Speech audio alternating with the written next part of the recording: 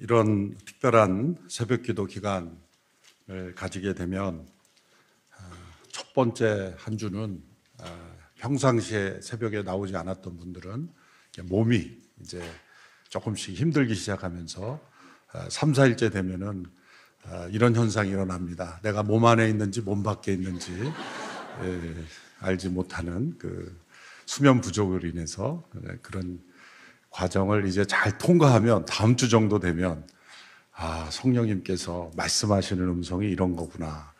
그것을 우리의 영혼 육이 하나님의 영과 말씀에 사로잡혀서 임하게 됩니다. 그런데 내가 지금 몸 안에 있는지 몸 밖에 있는지 모르기 때문에 그저 집안에 머무기를 선택하는 사람들은 아쉽게도 그러한 영적인 체험을 못할 수도가 있기 때문에 인내하면서 비록 때로 조시더라도 예배당에 와서 조시면 그런 은혜가 계속 있을 줄 압니다. 또 영상으로 함께 참여하는 분들도 그런 은혜가 있게 되기를 바랍니다.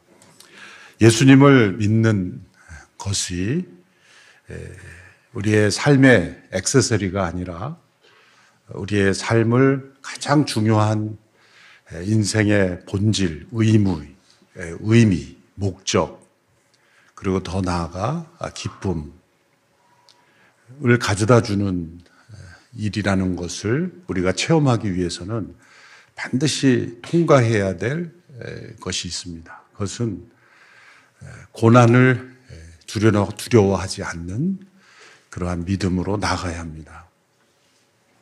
예수를 믿는 것은 위험한 일입니다. 아브라함이 하나님의 약속을 따라 이 갈대아 우르를 떠나 약속의 땅으로 간 것은 그 당시로 볼 때는 매우 위험한 일이죠. 본토 친척 아비집을 떠난다는 것. 오늘 이 시대에도 고향을 떠나서 먼 지역으로 이민 가는 것, 그것 쉬운 일이 아닌 것처럼, 그러나 그 당시에는 더더군다나 그랬습니다. 하나님의 말씀과 약속을 따라 믿음의 발걸음을 걷는다는 것은 때로 위험해 보이는 선택입니다. 첫째 날, 둘째 날 박성민 목사님께서 이러한 맥락의 말씀을 잘 전해 주셨습니다. 다니엘이 바벨론 한복판에서 왕의 음식을 거절하고 하나님 앞에 자신의 순결을 지키기 위해 결단하고 실행한 것도 매우 위험한 것이죠. 자신에게 어떠한 위협이 다가올지 모르고 실제로 다니엘을 해치려는 그런 움직임이 계속 있었지 않습니까? 예수님을 믿음으로 우리가 세상 속에 걸어갈 때 세상은 결코 우리를 반기거나 환영하지 않습니다. 그 믿음의 발걸음을 무너뜨리려고 계속해서 공격하고 또 심지어는 핍박하는 일이 일어납니다. 마리아가 천사의 말씀을 받아들이고 말씀대로 내게 이루어지이다 라고 했을 때 처녀의 몸에 생명이 잉태되는 것, 그것은 그 당시로 말하자면 그 신비로운 사건을 믿지 못하는 사람들로부터 엄청난 공격을 받을 수 있는 위험한 선택입니다. 그 말씀에 아멘을 한다는 것, 그로 인해서 자신이 처녀로서 정혼한 상태에서 아이를 가진다는 것은 요셉에게서 의심을 받고 또 끊으려고도 했지 않습니까? 자신의 인생이 하나님의 말씀이 임하여서 그 말씀에 순종함으로 발걸음을 내딛는다는 것은 매우 위험해 보이는 선택이라는 것입니다. 사도 바울이 부르심을 받고 걸어간 여정은 한마디로 고난의 연속이었죠. 유대인들로부터 공격을 받고 배신자라는 그 프레임에 갇혀서 그는 엄청난 고생과 고난을 겪었습니다. 예수님을 우리가 믿는 그 은혜 속에 고난이 함께 온다. 빌립보서 1장 29절에 말씀을 보시면 우리 함께 읽어볼까요? 시작. 그를 위하여 너희에게 은혜를 주신 것은 다만 그를 믿을 뿐 아니라 또한 그를 위하여 고난도 받게 하려 하심이라. 여러분 이 말씀을 아멘으로 받으십니까? 그런데 혹시 앞부분만 받는 게 아닐까요? 그리스도를 위하여 너에게 은혜를 주신 것은 다만 그를 믿을 뿐입니다. 우리에게 믿음으로 구원을 주시는 은혜만 받겠습니다. 뒷구절에 고난은 사양하겠습니다. 물론 사양할 수 있어요. 이것은 우리가 받지 않으려면 받지 않을 수 있어요. 우리가 받는 세 가지 고난의 종류가 있습니다. 첫 번째 고난은 자신의 죄로 인해서 받게 되는 고난이죠. 우리가 불순종할 때 반드시 거기에 대한 대가를 치르게 됩니다. 이거는 인과응보적인 논리가 아니라 하나님의 진리에서 벗어나 있거나 또 하나님께서 인도하시는 걸음으로 갈 때 형통할 수가 없습니다. 만일 일시적으로 형통한다면 그것은 요나가 니느웨로 가는 걸음을 하지 않고 마침 나타난 다시스로 가는 배를 탄 것과 마찬가지예요. 일시적으로는 형통한 것 같지만 절대로 형통할 수가 없어요. 그 길이 형통하면 그건 불행이죠. 하나님 버리신 거예요. 그런데 내가 불순종의 길로 걸어갈 때 나에게 고난이 다가와서 하나님께서 돌이키도록 나를 각성시켜 주시고 깨우쳐 주시는 것이 은혜입니다. 그래서 내가 불순종할 때 내게 고난이 온 것은 하나님의 축복의 사인이고 나를 버리지 않으셨다는 증거죠. 우리는 아무 일이 없는 것이 하나님이 나와 함께 하신다고 생각하지만 그렇지 않습니다. 죄로 말미암는 불순종으로 말미암는 고난이 있습니다. 두 번째는 영적인 성숙을 위해서 우리에게 주시는 고난이 있죠. 대표적으로 구약의 욥과 같은 사례입니다. 의롭게 살아가고 성실하게 살아감에도 더 성숙하게 하기 위해서 하나님께서 주시는 고난이 있습니다. 하나님께서 믿음의 조상을 세우시고 또 하나님의 택하신 민족을 통해 열방의 통로가 되게 하시는 그 민족을 택하시는 그 첫 번째 인물을 세우실 때 아브라함을 세우셨죠. 그래서 사실은 인간적으로 볼 때는 더 적합한 인물이 욥입니다. 아브라함은 이 우상을 섬기는 가정에서 자라난 사람이 아닙니까? 그 믿음을 깨우치는데 많은 시간이 필요했죠. 그런데 욥은 이 노아의 홍수 이후에 하나님의 약속을 믿고 의지하며 경외하는 의인 중에 한 사람이에요. 하나님이 자랑하실 만한 한 사람이었어요. 욥이 구약의 창세기 시대 인물이죠. 욥기가 배치가 시편 근처에 있으니까 후대 사람이라고 생각하는 분이 있는데 창세기 시대 인물입니다. 그렇다면 아브라함과 욥을 놓고 우리가 생각할 때 믿음의 조상 또 많은 후손을 또 세상에 번성케 하는 통로로 더 적합한 사람은 누구냐 할 때는 욥이 더 적합해 보입니다. 그런데 욥에게는 많은 고난을 주셨죠. 왜냐하면 더 귀한 믿음이 무엇인가를 보여주고 인내하는 믿음, 더 성숙한 믿음이 무엇인가를 우리에게 교훈하시기 위해서 욥을 부르신 겁니다. 이렇게 내가 어떤 죄로 인한 고난이 아닐지라도 나를 더 정금같이 귀한 믿음의 사람이 되게 하시려고 주시는 또 고난이 있는 겁니다. 세 번째는 복음이 전해지기 위해서 주시는 고난이 있습니다. 복음과 함께 고난받는 것이죠. 이 땅에 복음이 전해지는 과정에서 반드시 고난이 함께 했습니다. 초대교회 성도들은 예수님을 믿는다는 것은 곧 그냥 위험 그 자체였습니다. 초기에는 유대인들의 핍박이 있었고 또 로마 제국 시대에는 로마 황제를 이 신으로 숭배케 하는 여러 신전들이 소아시아에까지 지어졌고 로마 황제를 퀴리오스, 주님이라고 부르지 않으면 곧 죽임당하는 핍박의 대상이 되는 그런 시대에 숫자도 아주 소수자였고 공동체도 강하지 않았던 그런 시대에 예수님을 믿는다는 것은 곧 죽을 수도 있는 일입니다. 아니, 죽음을 각오해야 하는 일입니다. 20몇 년 전에 이 북한 사역을 하시던 저희 교회 관련된 어느 선교사님이 북한에 또 들어가면서 왔다 갔다 하면서 사역을 할 때 그 제하교회 성도님들을 만나서 예수님을 믿는 이들이 나타날 때는 세례문답 때 한 가지를 질문한다 그럽니다. 당신은 예수님 때문에 죽을 수 있습니까? 어떤 교리적인 내용을 묻는 게 아닙니다. 예수님을 믿는다는 것은 곧 죽음을 각오하는 일이기 때문에 예수님 때문에 죽을 수 있습니까? 그것이 세례문답입니다. 오늘 우리가 살아가는 이 시대 속에 우리에게 잃어버린 것이 무엇인가?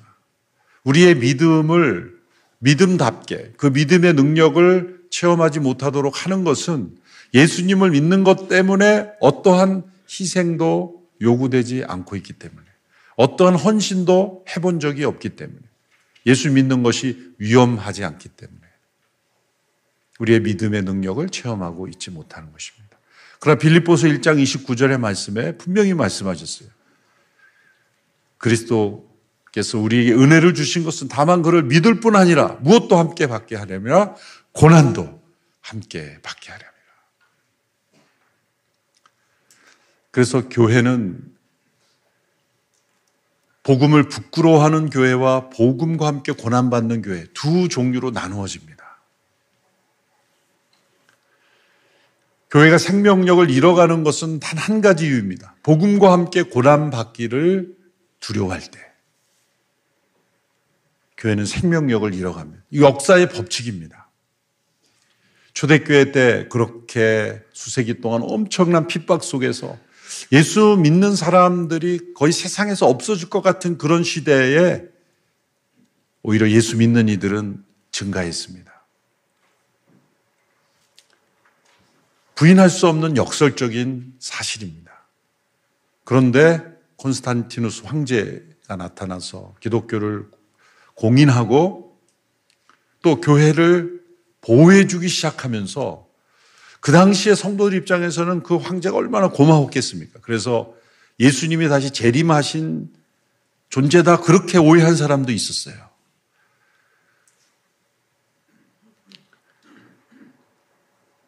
핍박이 사라지고 자유롭게 신앙생활하고 생명의 보호를 받으니 얼마나 고마웠겠습니까?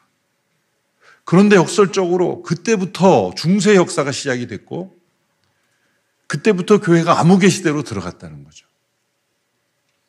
영적인 운동력으로 시작했던 교회가 이제는 과거의 유물처럼 되어가고 있었다는 거죠. 중세교회가 능력을 잃어버린 교회인 이유가 무엇입니까? 그래서 중세교회의 극단적인 모습을, 전형적인 모습을 보여주는 것이 교황이 황제에게 관을 씌워주는 것이 황제 즉위식의 마지막 절차였어요. 그런 시대도 있었어요.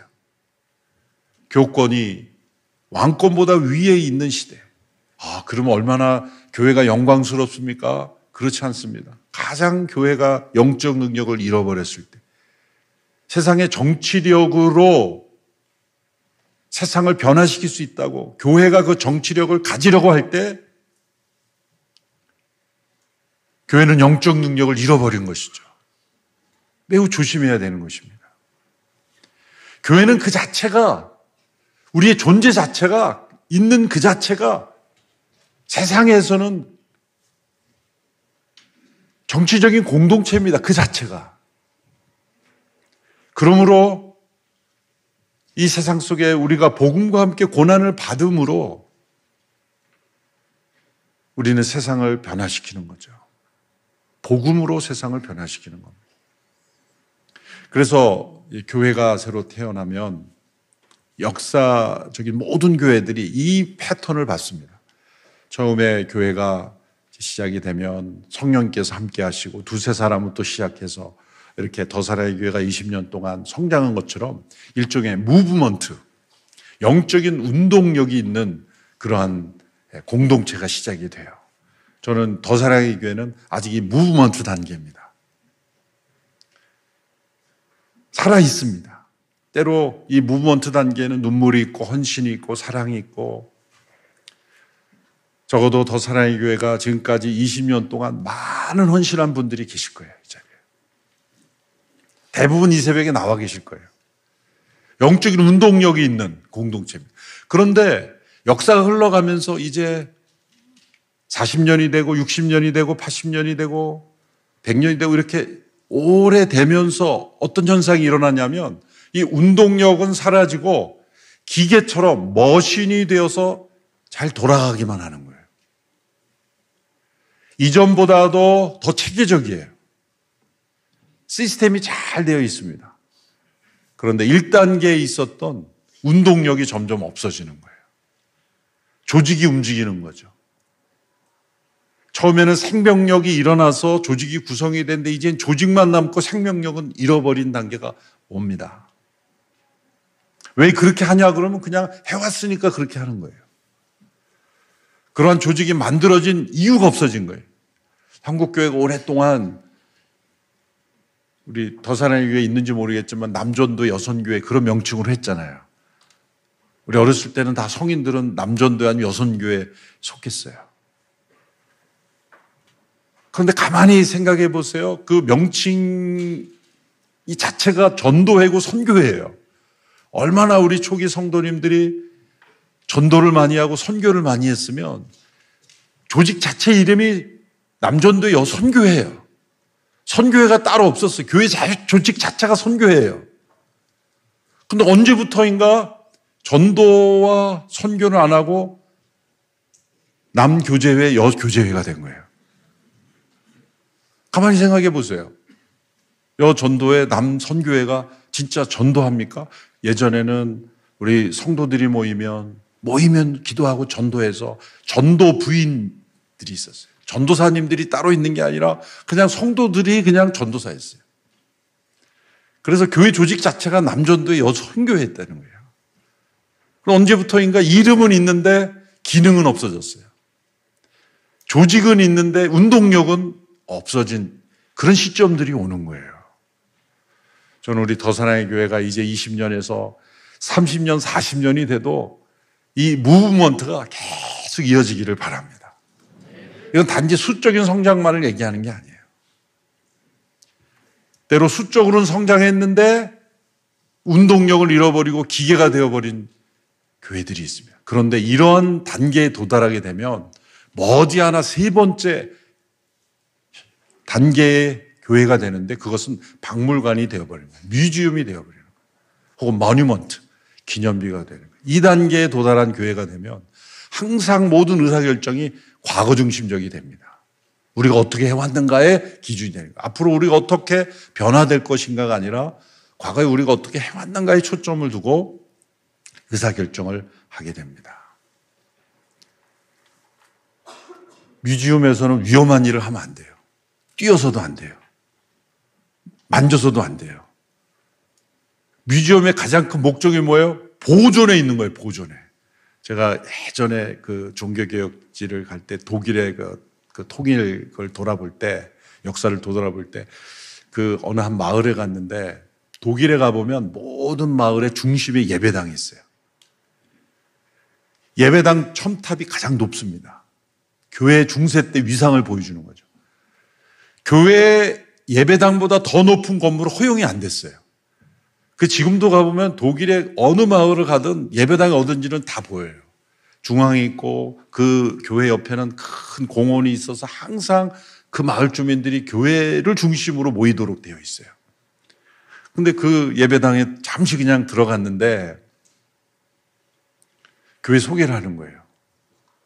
그런데 성도들은 거의 모임이 없고 이 오른쪽 벽면에 있는 그림을 소개하는데 이 그림이 독일에서 가장 오래된 그림 중에 하나입니다. 그러면서 막 소개를 하는 거예요. 그래서 우리가 그림 보러 간 게 아닌데 막 소개하는데 빨리 이제 나가시라는 거예요. 왜냐하면 우리가 내뱉는 이 그 공기 때문에 이게 부식이 되니까 빨리 나가달라는 거예요.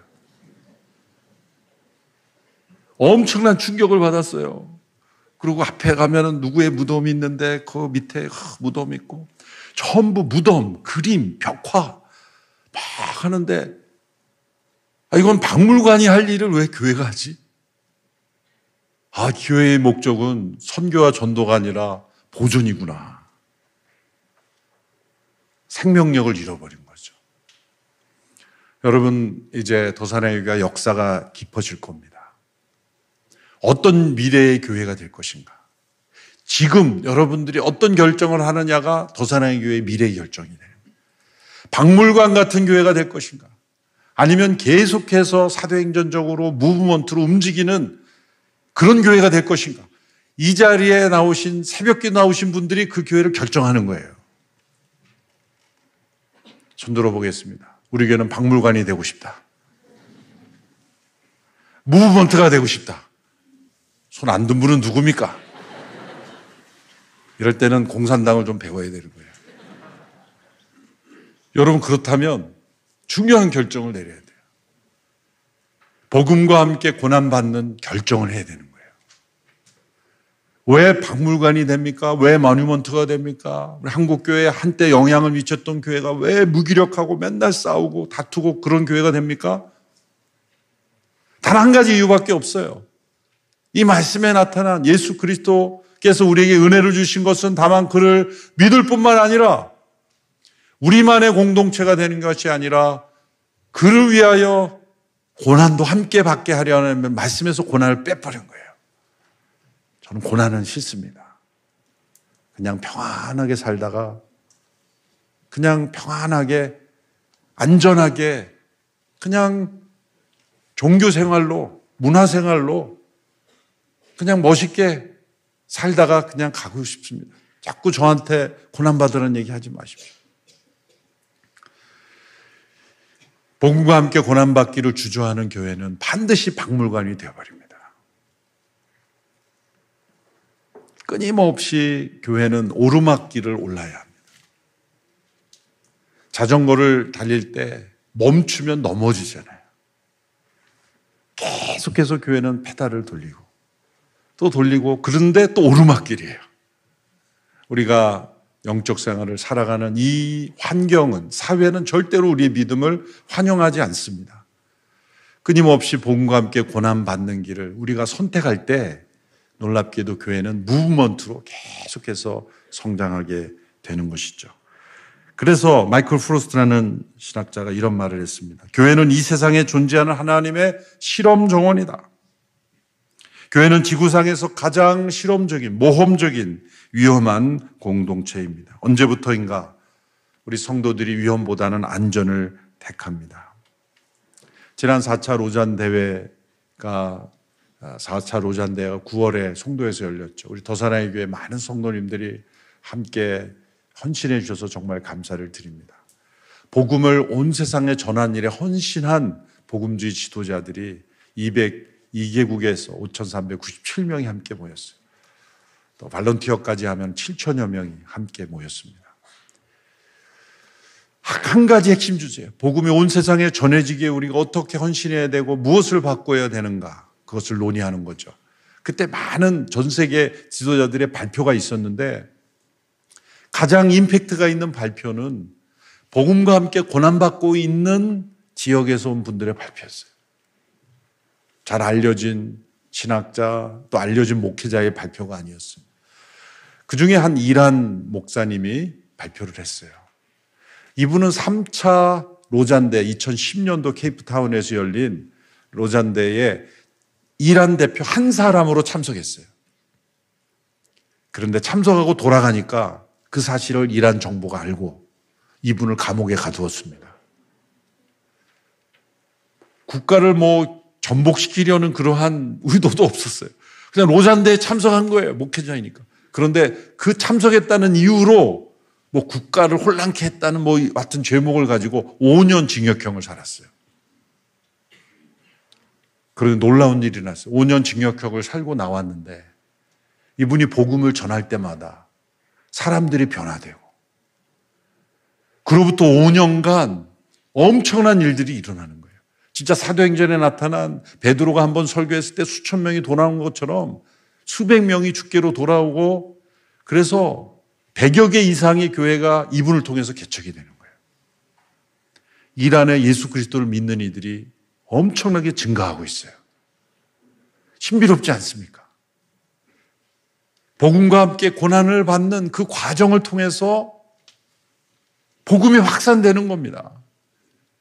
또 중국 교회 지도자들, 화교권, 중화권에 있는 지도자들 한 100여 명 참석했습니다. 3차 대회 때는 200여 명이 참여하려고 했는데 모두 공안에 의해서 비행기에서 끌어내리고 집에서 못 나오고 길을 가다가 잡히고 그래서 전부 연금되고 그 3차 대회 때 참여하려고 했다가 정말 가족이 막 이산 가족이 되고 미국에 유학 갔던 자녀가 못 들어오고 만나러 가지도 못하고 출국 금지당하고 그런 목회자들이 여러 명 돼요. 저 로자 운동에 함께하고 있는 목회자들에게 그 중국 교회 이번에는 그래서 참여하려고 몇 개월 전에 나와서 다른 곳에 있다가 오기도 하고 개별적으로 전략을 치밀하게 짰죠. 계속해서 중국 정부가 대화하자 우리는 로잔 본부를 적대시지 않는다. 막 계속 유화적인 메시지인데 일체 이거 믿을 수 없다. 그래가지고 일체 대화하지 않고 각자 해서 100여 명이 오는데 성공한 거예요. 근데 그분들이 이름표도 안 드리고 그렇게 해서 했는데 끝나고 나서 이제 그 목사님들끼리 따로 모이는 데 가서 제가 격려차 방문했는데 마침 한 목사가 이제 얘기를 하고 있는 거예요. 근데 한 분이 얘기하니까 모두 다 웃고 막 박수치고 그러는 거예요. 그래서 난 무슨 좋은 얘기 하나 그랬더니 무슨 얘기 좀 나누고 있습니다. 통역을 통해 들어보니까 지금 자기가 여기 송도에 와 있는 기간 동안에 공안이 집에 닥쳐서 압수수색을 하고 막 난리였다는 거예요. 그러면서 그 부인에게 그랬다는 거예요. 당신 남편은 중국에 오는 즉시 당신은 구속될 것이다. 그 얘기를 하는데 다 웃으면서 박수치고 있는 거예요. 일상인 거예요, 일상. 그게 뭐 충격적인 얘기가 아니라 늘 일상인 거예요. 그런데 전 세계에서 예수 믿는 사람이 가장 많은 나라가 어딘지 아십니까? 중국입니다. 예배당도 세울 수가 없고 핍박에 있고 선교사들은 다 추방되고 복음과 함께 고난받고 있는 그 나라의 성도들은 복음의 능력을 체험하고 있는 거죠. 살아 움직이는 운동력이 있는 겁니다. 그런데 유럽과 북미의 예배당은 아름답지만 이제는 기계가 되어버리고 모뉴먼트가 되어버린 교회와 이렇게 멋진 예배당은 없지만 운동력이 살아있는 교회를 대조해 보면 주님께서 어떤 교회를 더 기뻐하실까? 미국의 개신교의 숫자는 2억 9,500만 명이라고 하는데 진정한 그리스도인이라고 할 수 있는 2,200만이라고 합니다. 영국은 더 심하죠. 스튜어트 머레이라는 학자에 의하면 이런 진행 상태로 가면 2037년에는 감리교회는 다 없어질 것이다. 스코틀랜드 교회는 2033년에 마지막 교회 문을 닫게 될 것이다. 예배당을 그냥 팔면서 그거로 유지하고 있는 거예요. 왜 그렇게 되었을까? 복음과 함께 고난받는 것을 두려워했기 때문입니다. 핸드리 크레머라는 또 신학자가 이런 말을 했습니다. 교회는 언제나 위기 상태에 있으며 교회에 가장 많이 부족한 것은 그 사실을 가끔씩만 인식한다는 점이다. 오랜 세월 동안 교회는 별로 고난을 겪지 않았으며 그것이 곧 성공이라고 믿어왔다. 그러나 교회는 참된 본질과 사명을 충분히 살아내기 위해서는 명백한 실패와 고통을 언제나 필요로 했다. 위기와 마주치는 것이 곧 진정 교회다워질 가능성과 마주하는 것임을 잊지 말라. 또 한스 킹이라는 교회 신학자도 이런 말을 했습니다. 계속해서 새로운 지평을 찾지 않고 거처를 정하려는 교회, 즉 바깥에서 끊임없이 진을 치지 않는 교회는 사명에 충실하지 않는 셈이다. 확실성을 향한 우리의 열망을 내려놓고 위험한 일을 감수하며 실험에 따라 살아야 된다. 다 같은 맥락의 말씀이에요. 이분들은 다 평생을 교회를 연구하고 교회가 어떤 교회가 되어야 될지를 연구하는 그런 신학자들의 공통점이 있어요. 복음과 함께 고난받는 것을 두려워하고 주저하고 안전에 머물려고 하는 도전하지 않는 교회는 결국은 역사 속에 사라진다는 거예요. 이제 결단을 해야 됩니다. 나는 예수 그리스도를 믿고 고난받는 성도가 될 것인가 아니면 안전하게 믿을 것인가. 오늘 이 시대에 우리는 어떤 교회가 될 건가. 첫째, 거룩한 절박함을 회복해야 됩니다. 오늘 우리가 함께 읽은 마가복음 2장에서 보면 4명의 사람들이 한 중풍병자를 예수님께로 인도하기 위해서 지붕을 뚫는 장면이 나옵니다. 어떻게 지붕을 뚫었을까? 오늘 같은 철근 콘크리트 구조의 건물이 아니죠. 유대인들의 그 당시의 가옥을 보면 지붕을 뚫을 수 있는 그 형태가 나옵니다. 너무 많은 사람들이 모여서 그 집안에 꽉 차 있기 때문에 들어갈 수가 없었습니다. 그러면 돌아갔다가 다음에 사람 없을 때 오면 되지. 굳이 다른 사람 집을 왜 뜯어요? 왜 재산을 피해를 주냐 이거예요. 누군가 야 지붕 뚫자 그랬을 거예요. 그러면 너가 변상할래? 그렇게 얘기할 수도 있잖아요. 오늘날로 말하자면 핸드폰 번호 주고 이 집회 끝나면 좀 연락 주세요. 그때 오겠습니다. 그럴 수도 있잖아요. 근데 그들은 지금 아니면 안 된다라는 절박함이 있었기 때문에 지붕을 뚫고 내린 거예요. 그럼 어떻게 했을까요? 네 사람이 n분의 1로 변상했을 거예요.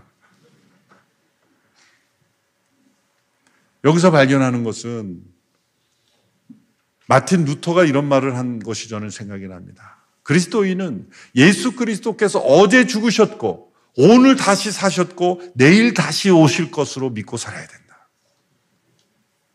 그런 영적 긴박감, 그것이 있어야 우리는 이 시대의 믿음으로 승리하는 교회가 될 수 있다는 것입니다. 이순신 장군 그 영화 명랑에 보면 이순신 장군이 이렇게 참전하러 바다로 나갈 때 거기 있는 해안가에 있는 집을 불태우잖아요. 왜 집을 불태웠습니까?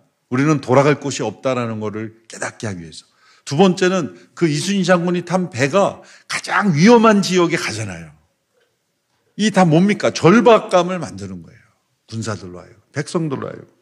1519년 헤르난 코르테스라는 사람이 600명의 장정과 16마리 말과 11척의 배를 타고 스페인으로부터 멕시코만에 있는 내륙고원을 정복하러 도착했습니다. 600명으로 그 광활한 대륙을 정복한다는 것은 불가능한 일이죠. 그런데 승리하기 위한 명연설이 있었는데 그 연설은 3단어였다고 합니다. 우리말로 하면 2단어다. 배를 불태워라. 자신들이 타고 온 배를 불태운 겁니다. 그로 인해서 그들에게 절박감을 가집니다.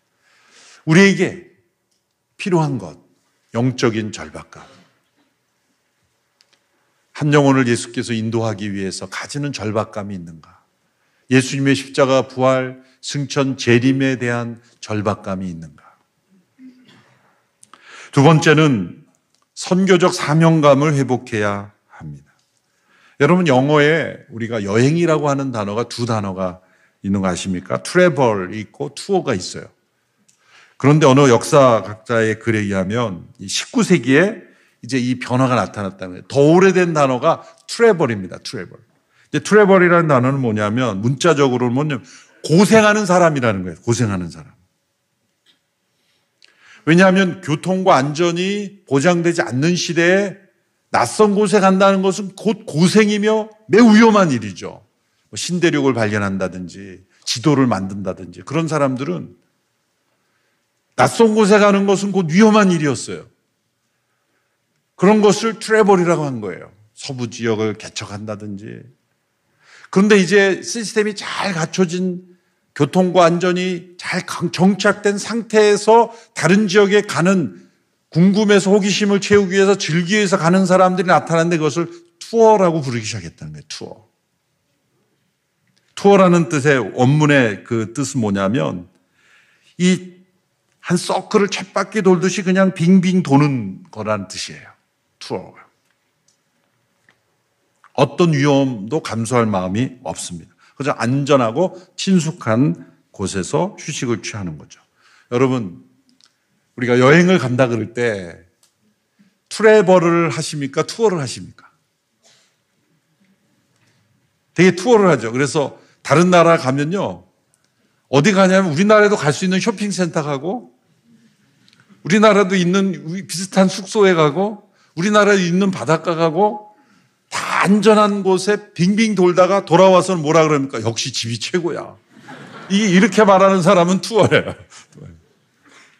그런데 가보지 않은 곳에 가고 가보지 않은 음식을 먹고 낯선 기후에 적응하면서 살아가는 분들은 트래블이에요. 그런데 그런 분들은 누굽니까? 바로 선교사님들이고, 선교사님들을 방문하고 돕기 위해서 가는 분들은 트래블이에요. 트래블. 교회는 트래블러인가 투어리스트인가? 아까 말씀드린 세 번째 머뉴먼트, 뮤지엄이 되는 교회는 다 투어리스트입니다. 교회 성도들의 비율 중에 트래블러가 많은 교회는 계속해서 무브먼트를 일으켜요. 근데 투어리스트로 가득한 교회는 내가 주차할 데 없으면 아유 여기 안 되겠다. 불편하면 안 오고 나에게 얼마나 편리함을 주는가에 따라 결정하는 거예요. 저희 온누리교회 예를 들어서 죄송합니다만 서민고 본당이 한 2,400석 되는데 거기에서 몇만 명이 신앙생활을 했어요. 도저히 들어올 수가 없는, 과거 사랑의 교회도 그랬지 않습니까? 제아의 그 좁은 예배당에 많은 성도들이 했지 않습니까? 그러니까 서서 예배드릴 각오를 하고 예배드리는 것이고, 나는 앉지 못해도 내가 전도한 사람들을 먼저 앉혀야 되고, 내가 주차할 데 없으니까 대중교통 이용해야 되고, 이런 각오를 하고 신앙생활 하는 분들은 트래블러예요. 그런데 백화점 쇼핑하듯 내가 주차할 데가 있어야 되고 내가 편안해야 되고 그거를 찾는 신앙이 되는 순간 투어리스트가 되는 거죠. 중요한 것은 교회가 힘을 잃어버리는 것은 사명을 잃어버릴 때입니다.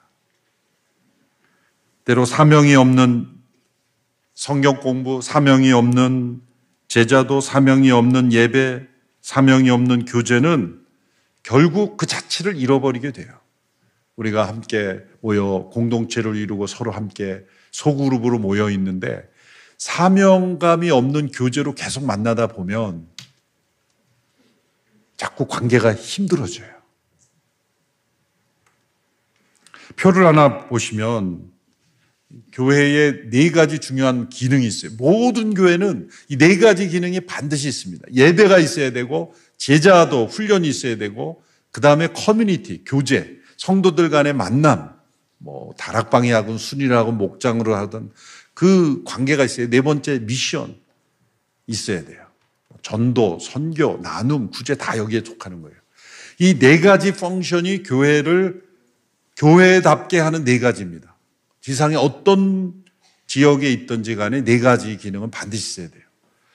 그런데 이 4가지 기능, 다시 보여줘 보세요. 그런데 이 4가지 기능 중에서 이제 교회가 균형 있는 교회가 되기 위해서 25%씩 에너지를 하면은 그러면 균형 잡힌 교회가 된다고 생각하잖아요. 예산도 25%씩 다 나누고. 그런데 그렇게 되지 않는 것이, 그렇게 하잖아요. 그러면 미션 부분은 항상 제일 마지막으로 되는 거예요. 예를 들어서 성도들에게 예배학교, 제자훈련반, 그 다음에 뭐 공동체 속하는 거, 그 다음에 전도와 선교학교, 그러면 어디에 가장 많이 갈까요? 아니, 반대로 어디에 가장 적은 인원이 갈까요? 미션일 겁니다, 미션. 그러니까 우리 리더십들이나 혹은 이렇게 열심히 성도 신앙생활 하는 분들이 어느 쪽에 많이 관심을 가지면 이게 밸런스가 맞을까요? 미션에.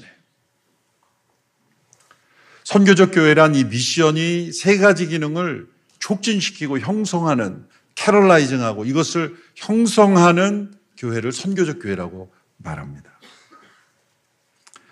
저희 온누리교회의 경험을 예를 들어보면 한 목사님이 창립 때부터 지상 명령에 순종하는 교회를 비전으로 내세우셨어요. 그래서 이 4번째 미션에 가장 올인을 했죠.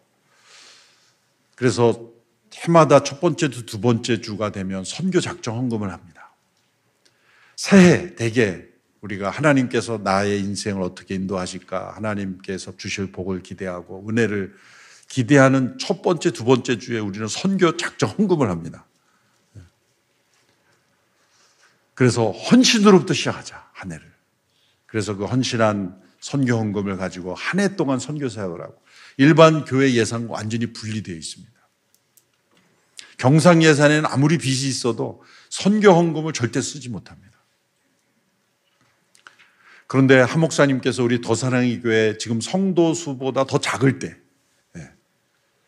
더사랑의 교회 지금 성도 인원보다 더 작은 교회였을 때 3,000명이 안 됐을 때 2,000명의 선교사를 파송한다고 선포하셨어요. 그럼 거의 다 나가야 되는 거예요.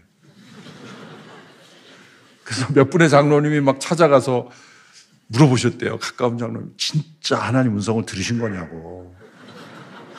너무 무모해 보이고 위험해 보이고 이거 아니 전교인이 다 나가도 안 될 것 같은데. 네? 그런데 그 비전을 목사님이 하나님의 음성을 듣고 선포하신 거예요. 10,000명의 사역자를 세운다. 2,000명의 선교사, 10,000명의 사역자를 세운다. 그때 과연 그게 하나님의 음성일까? 그런데 그때부터 교회는 움직이기 시작했어요. 구호 때문에 움직인 게 아니라 그 방향이 복음과 함께 우리가 헌신해야 된다고 그래요. 더 나아가 고난. 사실 우리가 지금 외부적인 핍박은 없잖아요. 예수 믿는다고 여러분 교회 올 때 공안 눈치 보고 오셨습니까 여기? 그런 사회는 아니잖아요. 그런데 우리가 스스로 바울이 디모데에게 말한 것처럼 복음을 두려워하지 않고 복음과 함께 고난받기를 주저하지 않고 스스로 자진하여서 복음이 전해지기를 위해 헌신하는 그것이 우리에게 고난처럼 다가올 수 있는 거예요. 내가 할 수 있는 어떤 것을 포기하고 이거 복음이 전해지는 일에 헌신할 때 복음과 함께 고난받는 교회로 나갈 수 있는 거예요. 놀랍게도 하나님께서 온누리교회를 역사해 주셨어요. 그래서 목사님은 2011년에 돌아가셨지만 2018년도에 누적 파송 선교사가 2,000명이 넘었어요. 지금은 2,287명인가 그래요. 지난주에도 선교사님들을 한 10여 명 파송했어요. 뭐 단기 선교, 장기 선교 다 후원 선교까지 포함해서 현재 활동하고 계신 분은 970여 명이 넘습니다. 많은 선교사님들을 파송하니 많은 헌금이 필요하죠. 그 외에도 CGN 하죠. 더 멋진 세상 하죠. 교회 전체 예산의 거의 30%가 외부 선교로만 100% 나가야 돼요. 어떤 분들은 그런 말을 해요. 온누리교회가 큰 교회니까 선교사도 많이 보내고 CGN도 하고 이사역도 하고 재사역도 하고. 그건 순서가 바뀐 거예요. 온누리교회도 12가정이었을 때가 있고 지금 더산회의 교회 정도의 규모가 있을 때도 있고 다 그 과정을 거쳤는데 그 과정 속에 어떤 사역을 열심히 했느냐. 복음을 전하는 일, 선교하는 일에 열심을 다했어요. 사실 소빙고 예배당에 또 보면은 지금 저희가 40주년을 되는데 이 본당에 LED를 바꾼 게 몇 년 안 됩니다. 철사로 매달아둔, 그때까지 철사로 매달아놨어요. 많은 교회들이 예배당 새로 신축하고 다 LED로 바꿨을 때도 우리는 못 바꿨어요, 그게. 재정이 우선순위에 돌아오질 않아요. 그래서 성도님들이 계속 이제 어르신들이 안 보입니다, 안 보입니다. 계속 그러는 거예요. 근데 한번 바꾸려면 이게 뭐 액수가 어마어마하니까. 그러니까 우선순위에서 계속 밀리는 거예요. 우리 고치는 거가. 그래서 결국 진짜 안 보이는 장로님이 내가 바꿔야 되겠다 그래서 바꾸셨어요. 그걸 기다린 거예요. 그걸 기다린 거예요. 그걸 기다린 거예요. 다 그런 거 그렇게 바꾸는 거예요. 그래서 여러분 좀 뭐 교회에서 불편한 것이 여러분이 바꾸시면 돼요. 자꾸 교회 해달라 그러지 마시고 뭐 의자가 불편하고 이거 바꿔야 되면 여러분이 바꾸시면 돼요. 그럼 운동력이 살아나요. 그 전부 필요한 거를 교회 재정에서 다 하라 그러면 언제 복음 전하고 언제 선교사님 파송합니까? 네. 그런 내부 살림인 거는 그냥 성도들이 헌신하는 거예요. 뭐 문이 조금 잘 안 열린다 고친 거 하지 말고 여러분이 그냥 돈 내서 고치세요. 그 결과 하나님께서 온누리교회가 여러 과정에서 뭐 왜 문제가 없었겠어요? 그런데 평안해요. 왜? 온누리교회가 왜 이렇게 조용하냐? 이렇게 성도도 많은데 많이 그러시잖아요. 비결 한 가지예요. 선교사님도 없고 헌신하고 아우니치 다녀서 싸울 힘이 없어요, 우리는.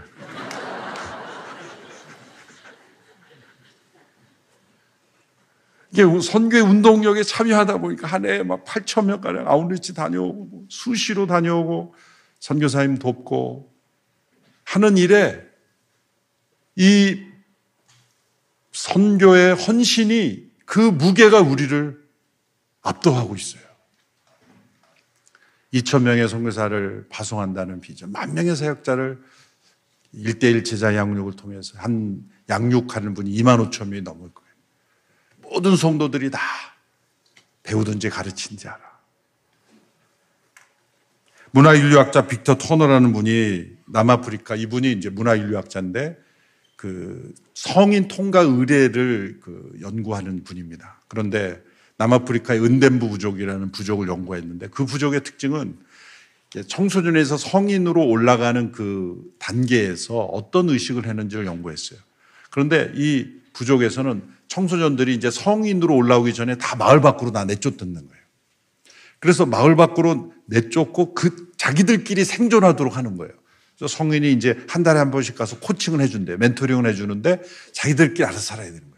부모님 의지하다 살던 그 안락한 안전한 환경에서 이제 위험한 환경으로 내모는 거죠. 그래서 그 학자는 리미널리티, 한계적 상황이라고 표현해요.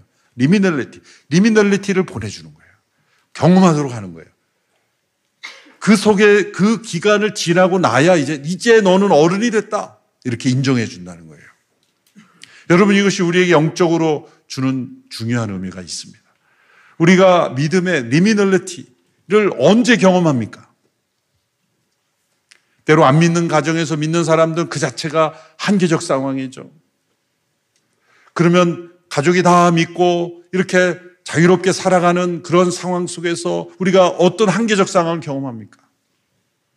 뭔가 복음과 함께 내가 수고하고 고난받는 걸 경험해야 돼요. 우리 강남에 사는 어느 공동체 분들이 아웃리치를 갔는데 이 괌 옆에 축이라는 섬에 한 2시간 떨어진 곳에 단기 선교를 했는데 그때 제가 이제 그 괌에 교회 예배를 인도하러 갔을 때 만났어요. 그 선교 기간이 만났어요. 근데 뭐 아이들끼리 성령 충만한 거예요. 한 30여 명의 성도들이. 왜 이렇게 성령 충만한가? 제가 무슨 일이 있었나 물어봤더니 짐을 붙였는데 짐이 다 어디론가 사라진 거예요. 비행기가 잘못해서. 잘못 분류를 해서 핸드캐리한 짐, 간단한 짐만 빼놓고는 짐이 아무것도 없이 원주민처럼 거기서 한 주를 보낸 거예요.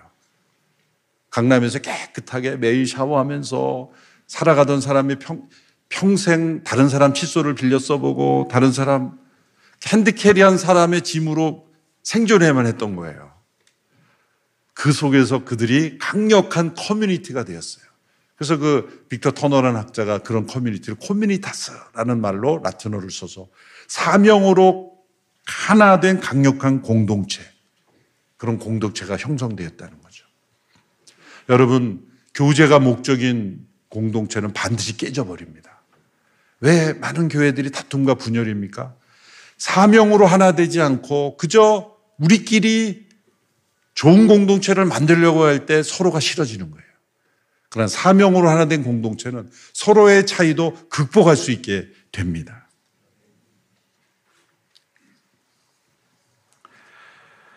자기 십자가를 지고 예수님을 따르는 것, 그것은 위험해 보이는 말씀이죠. 누가복음 9장 23절 24절의 말씀 보면 누구든지 나를 따르려건 자기를 부인하고 날마다 자기 십자가를 지고 따라야 한다.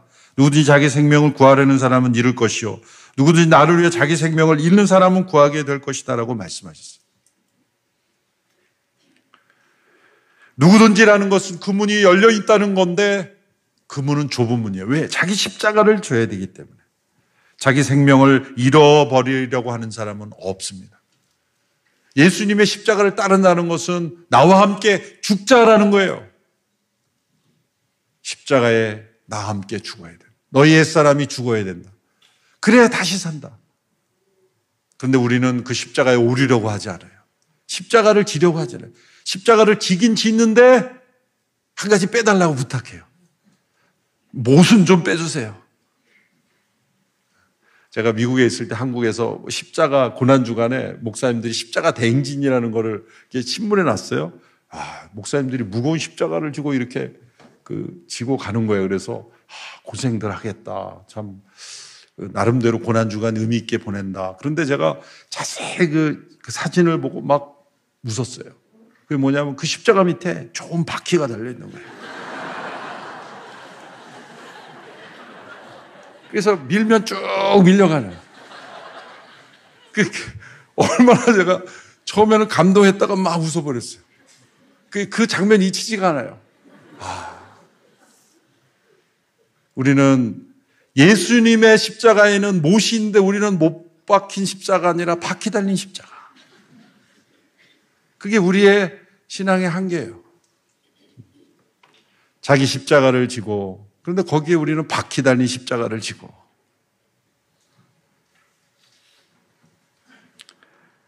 (1894년에) 프랑스의 유명한 줄타기 고개사가 있습니다.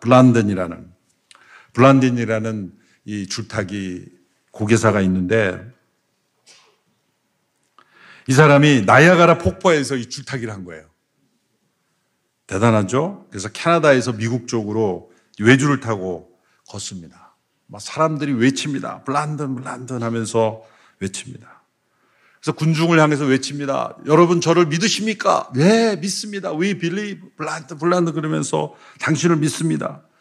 이 사람이 말합니다. 그러면 제가 어깨에 사람을 한 사람 업고 다시 외주를 탈 것을 믿으십니까? 했더니 와, we believe, 믿습니다 했더니 그렇게 말합니다. 누가 제 어깨에 올라타겠습니까? 그랬더니 아무도, 아니 지금 믿는다고 했는데 아무도 손을 드는 것이 아니에요. 그래서 어쩔 수 없이 이 블란든에 한 사람이 손을 들었는데 그 매니저가 손든 거예요.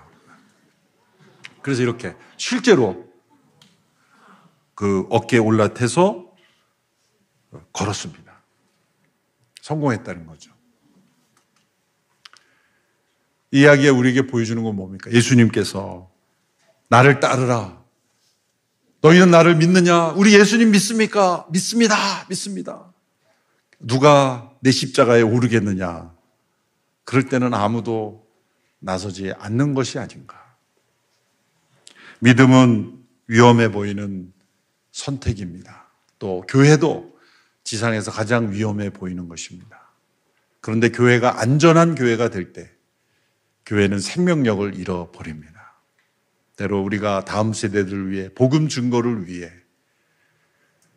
모험을 두려워하지 않고 복음이 증거되는 일을 위해서 우리가 함께 힘을 합하여 고난과 헌신을 두려워하지 않는 교회가 될 때만 무브먼트로 계속해서 우리 더사랑의 교회가 영향력을 미치고 또 쓰임받는 교회가 될 줄로 믿습니다.